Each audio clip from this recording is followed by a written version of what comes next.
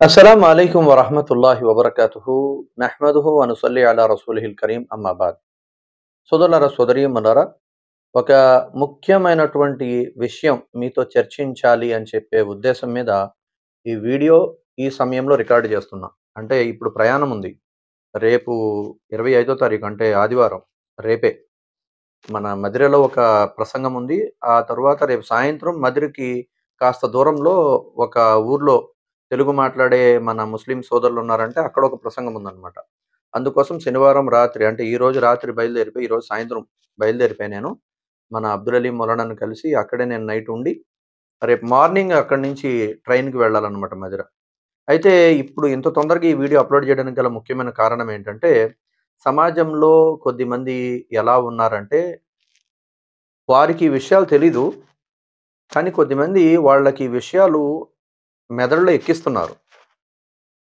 నీ friend Johnny గాడిని ఈ విషయం అడుగు, మస్తాన్ గాడిని అడుగు, లేకపోతే అబ్దుల్లా గాడిని అడుగు, లేకపోతే ముస్తఫా గాడిని అడుగు, లేకపోతే సుభాన్ గాడిని అడుగు.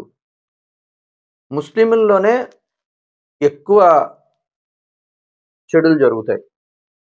ముస్లిముల వల్లే ఎక్కువ ఈ దేశంలో నష్టం జరిగింది అన్నట్టుగా కొన్ని మాటలు వాళ్ళు మాట్లాడుతూ మన తోటి స్నేహితుల్ని, మన ప్రాణ స్నేహితుల కింద ఉండే వాళ్ళని మనకు వ్యతిరేకంగా తయారు చేస్తున్నారు.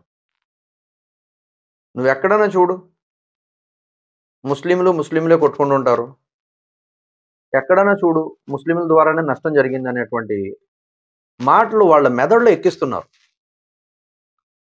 అయితే సోదరులారా, సోదరీమణులారా, అక్కడ మనం వాళ్ళతోటి అంటే మన ప్రాణ స్నేహితులతో ఎలా జవాబివ్వాలి? మనం మొట్టమొదటిగా సహనం కలిగి ఉండాలండి. సీరియస్ అవ్వకూడదు. ఎందుకంటే వాడు మన ఫ్రెండు. వాడు స్వయంగా ఆ ప్రశ్నలు అడగట్లేదు. వాడికి ఎవరో ఎక్కిస్తున్నారు. అందుకోసం వాడు ఆ ప్రశ్నలు అడిగాడు. లేకపోతే ఇన్ని సంవత్సరాలుగా ఎప్పుడూ మాట్లాడలేనోడు ఇప్పుడే ఈ ప్రశ్నలు ఎందుకు లేవనెత్తుతున్నాడు? మీకు అర్థమైందా? వాళ్ళకి ఒకటి మనం సహనంగా ఉండాలి. 2 ప్రేమగా జవాబు చెప్పాలి. ప్రేమగా చెప్పాలి. ఎందుకంటే వాడు మన ఫ్రెండు. అది మాత్రం మర్చిపోకూడదు మనం. మన స్నేహితుడు.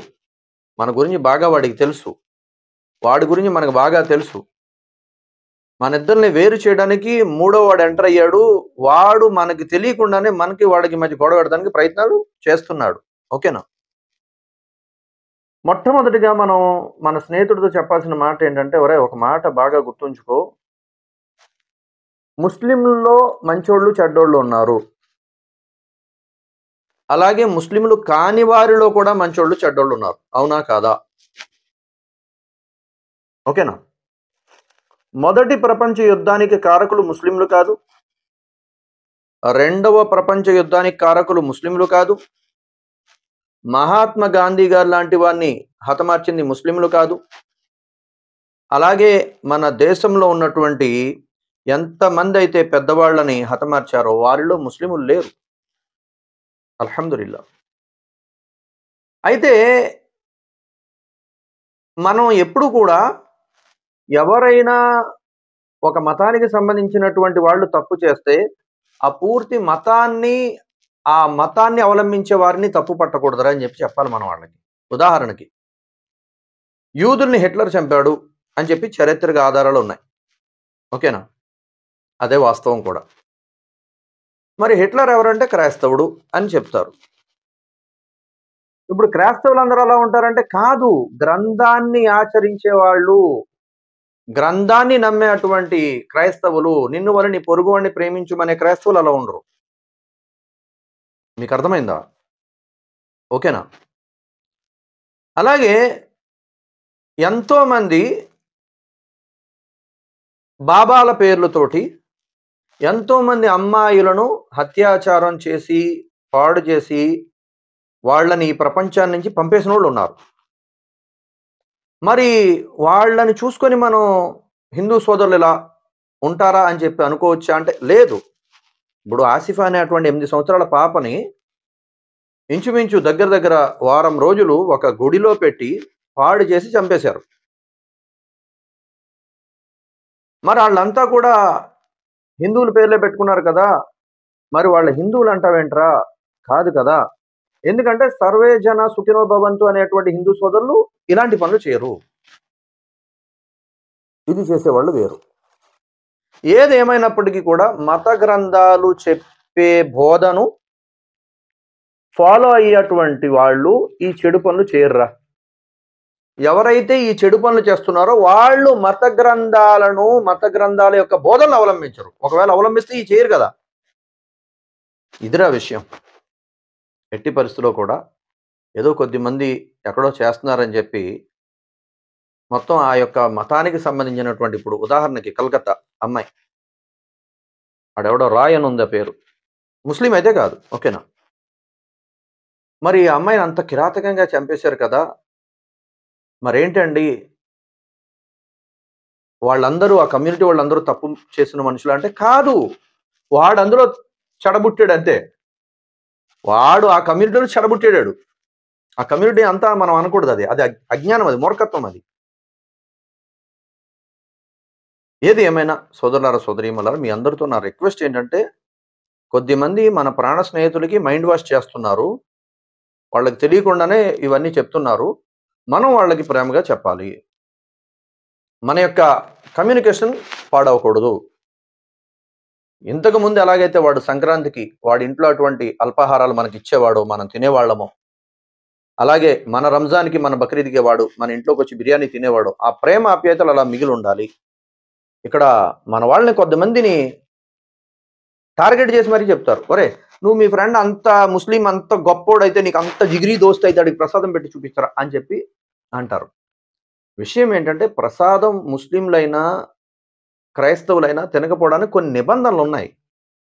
ఎలాగైతే హిందూ సోదరులు మాలలో ఉన్నప్పుడు కొన్ని తినడానికి నిబంధనలు ఉంటాయో అలాగా. నా ఫ్రెండ్ ఉన్నాడు మొన్న, వాడికి బాగా జిగిరి దోస్తు శ్రీనుగాడు. వాడు మున్నాగాడి పెళ్ళికి వచ్చినప్పుడు భోజనం చేయలా. ఏంట్రా అంటే, భవానీ మాల్లో ఉన్నాను బావ, తినకూడదా అన్నాడు. సర్లే, నాకు తెలియదు కదా. సర్లే శ్రీను, పక్కన పెడతాము, వైట్ రైస్ ఉంది, అప్పుడు వైట్ రైస్ ఉంది, అది తినమ్మా అంటే, లేదు గురువుగారు ఉల్లిపాయ అందులో ఉంటుంది కదా, తినకూడదు అని చెప్పి ఏదో చెప్పాడు పాపం. అప్పుడు పెరిగేసుకొని అన్నం తిన్నాడు. ఇప్పుడు నేను ఆడి మీద నువ్వు ఇటు ప్రాణ స్నేహితుడు అన్నావు, నువ్వు చెయ్యాలని చెప్పి బలవంత పెడితే బుద్ధిలేని తనం అంటారు. అది నాది కదా. అలాగే ఏంటంటే, ఎవరైనా ప్రసాదం తింటలేదంటే దానికి కొన్ని రూల్స్ ఉన్నాయి. ఇప్పుడు మన మతాన్ని మనం ప్రేమిస్తూ ఇతర మతాలను గౌరవిస్తూ బ్రతకాలండి. అదే మన కాన్సెప్ట్. అదే మన ఆలోచన విధానం ఉండాలంతే. అంతే తప్ప మీ వాడు మాటలే చెప్తాడు, మీ వాడు ఇచ్చేయడు వచ్చేయడు అనేటువంటి కొన్ని మాటలు మనకి మధ్య గొడవలు రావడానికి చెప్తున్నారు. ఇలాంటి మన స్నేహితులకి ప్రేమపూర్వకంగా మనం జవాబివ్వాలి. కోపపడకుండా మాట్లాడాలి. విషయం అర్థమైంది అనుకుంటాను. జజాకుముల్లాహ్ ఖైరా. అలాగే దువా చేయండి మీరందరూ. అక్టోబర్ 5వ తారీఖు ఉమ్రా ప్రయాణం ఉంది. 2 బ్యాచ్లు బయలుదేరుతున్నాయి ఇందులో. ఒక బ్యాచ్లో ₹1,25,000. అదేంటంటే కాబతుల్లాకి బాగా దగ్గరగా ఉంటుంది హోటల్. క్లాక్ టవర్ లేదా ఆ పక్కనే ఇంకో పెద్ద హోటల్ ఉంది. క్లాక్ టవర్ కంటే ఎక్కువ రేట్ ఆ హోటల్. ఆ హోటల్లో కానీ రూమ్స్ ఉంటాయి. ₹1,25,000 అయితే. అయితే ₹79,500 ఏదైతే బ్యాచ్ బయలుదేరుతుందో ఆ టీంలో నేను, ముఫ్తీ సాబ్, అర్షద్ భాయ్ ముగ్గురం ఉండడానికి ప్రయత్నం చేస్తాం 2 టీముల్లో కూడా ఇన్షాల్లా. అదైతే 79,500. ఈ హోటల్ కాస్త దూరంగా ఉంటుంది. ఓకేనా. మీలో ఎవరైనా మాతో ఈ మక్కా ప్రయాణంలో రావాలంటే స్క్రీన్ మీద ఇచ్చినటువంటి ముఫ్తీ సాబ్ నెంబర్ 8332932972, అర్షద్ భాయ్ నెంబర్ 9885678634కి కాంటాక్ట్ చేయండి. అదేవిధంగా కొద్దిమంది పర్ఫ్యూమ్స్కి నాకు మెసేజ్ పెట్టారు. ఒక్క 4 రోజులు బిజీ ఉంటాను భాయ్, తర్వాత జవాబిస్తాను, క్షమించండి ఏమనుకోకండి. చాలా బిజీగా ఉన్న కారణంగా వ్యాపారం మీద కూడా దృష్టి పెట్టలేకపోతున్నాను. ఈ ప్రయాణాలు ఉన్నాయి ధార్మిక ప్రసంగాల కోసం. జజాకుముల్లాహ్ ఖైరా. అస్సలాము అలైకుం వరహ్మతుల్లాహి వబరకాతుహు.